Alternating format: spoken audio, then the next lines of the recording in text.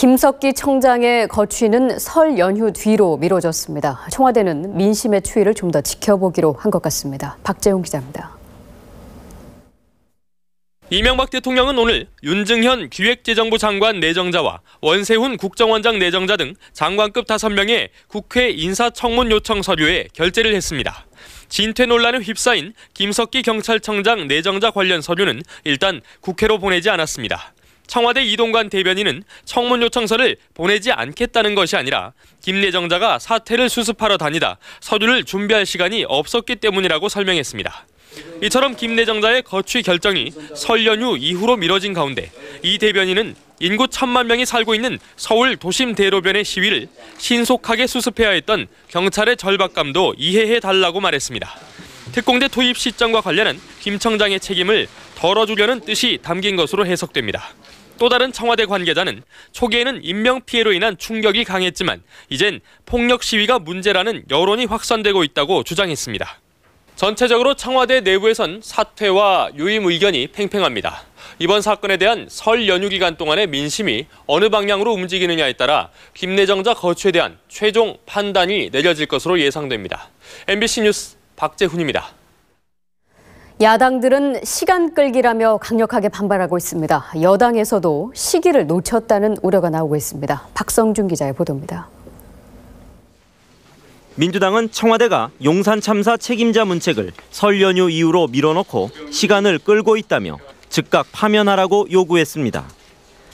직접 상황을 지휘한 경찰청의 김석기 서울청장과 또 지휘 책임이 있는 원세훈 장관에 대해서는 즉각 해직한 연후에 철저하게 진상을 규명하는 노력이 필요하다고 하는 점을 철거민들만 구속시킨 검찰을 믿을 수 없다며 수사팀 교체는 물론 특검 실시까지 거론했습니다.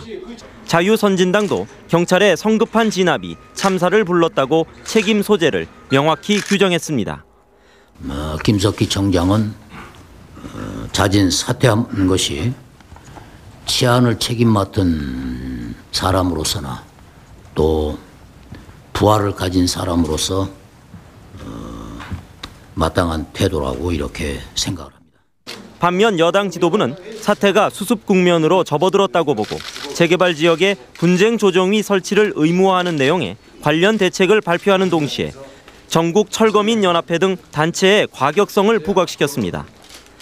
전철련은 싸움을 피하려 한 게 아니라 어떻게든 싸움판을 벌여 도심 한복판에서 그 의세를 보여주려고 했던 것입니다. 하지만 수도권 의원들을 중심으로 오늘쯤 김석기 청장을 사퇴시켰어야 했다는 반발 기류도 만만치 않았습니다.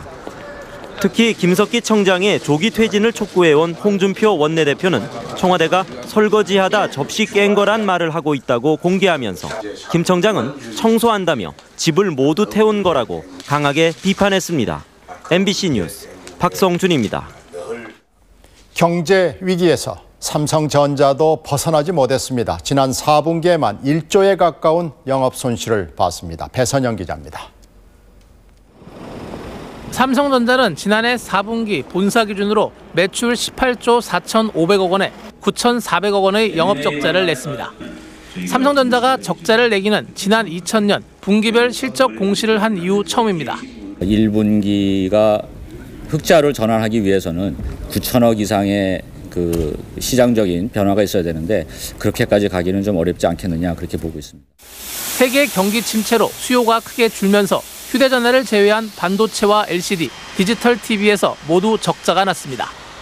시장의 예측을 훨씬 뛰어넘는 적자에 삼성전자의 주식은 오늘 4% 넘게 떨어진 44만 2천 원에 거래를 마쳤습니다. 삼성전자는 그러나 연간 기준으로 보면 지난 한 해 동안 본사와 해외에서 118조 원의 매출을 올렸고 영업이익도 5조 7천억 원이라고 밝혔습니다. 또 LCD 쪽도 마찬가지로 가격 안정이 좀 이루어지고 있고 2분기부터는 통상 출하가 증가하기 때문에 수요 증가에 따른 그런 실적 개선이 예상됩니다. 삼성전자